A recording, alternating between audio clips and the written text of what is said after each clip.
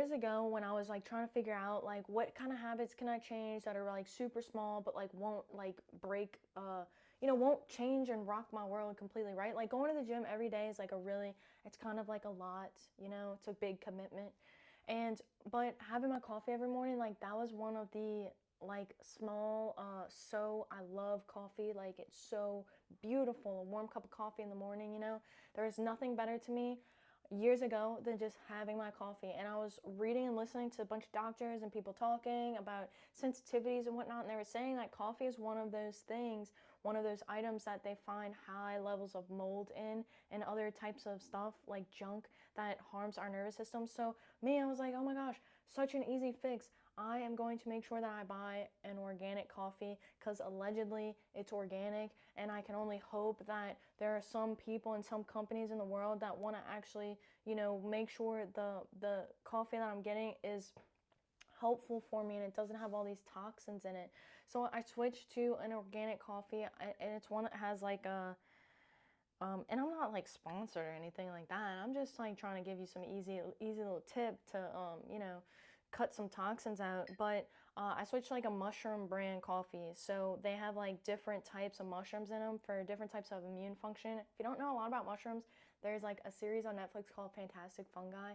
You definitely should check out because we are like walking mushrooms. Like our body's full of bacteria and fungi, and like we rely on these bacteria in our bodies to produce neurotransmitters, hormones, all the functions of the cells. Like we are one with nature. Our bodies have gross little bugs inside them. Like mitochondria is like a little bacteria. It was an independent little bacteria at one time, and it decided to pair up, and now mitochondria and the cell work together, and we are known as multicellular organisms. That's because we have organisms inside of our bodies that work with the whole, like we work together. They're symbiotic.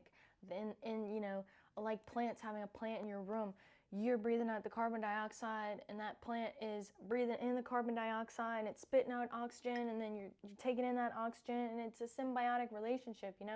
But anyway, to go back to the coffee, this was one of the best and easiest small changes that I could do. And you think about this too, like if you have coffee every single morning, it's a big habit in your life.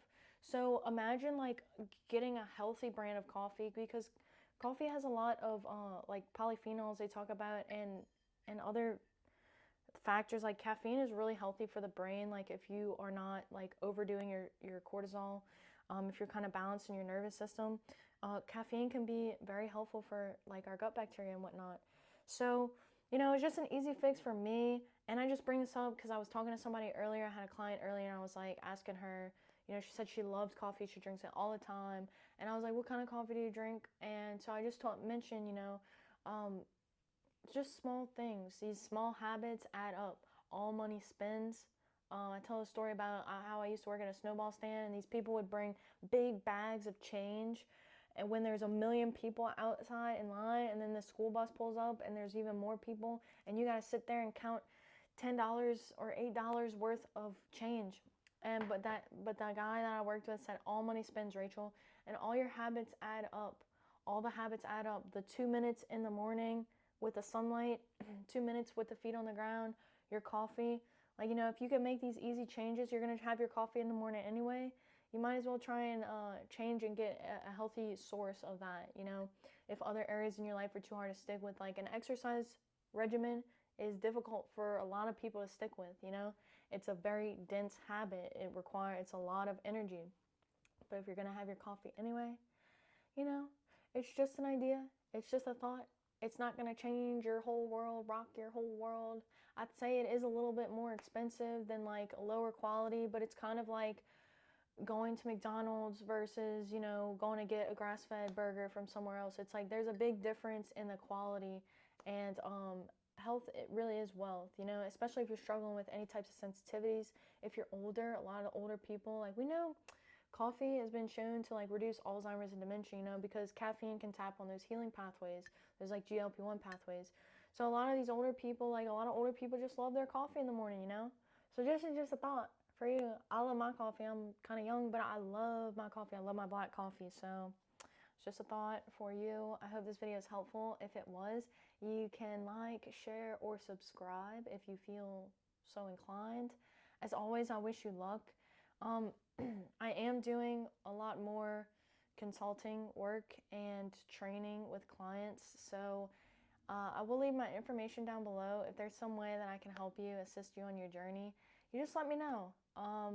That's what I'm here to do. I'm excited and passionate about teaching and health and cellular biology. So I did go to school, and I studied kinesiology, human movement science at LSU, and that's kind of where I started my journey with beginning and learning about the body and like the cell, and getting really passionate about that. So, you know, I just love this stuff. It is just a good time to shine bright, shine your light so bright. You know, we're just walking suns. So anyway, I wish you the best of luck.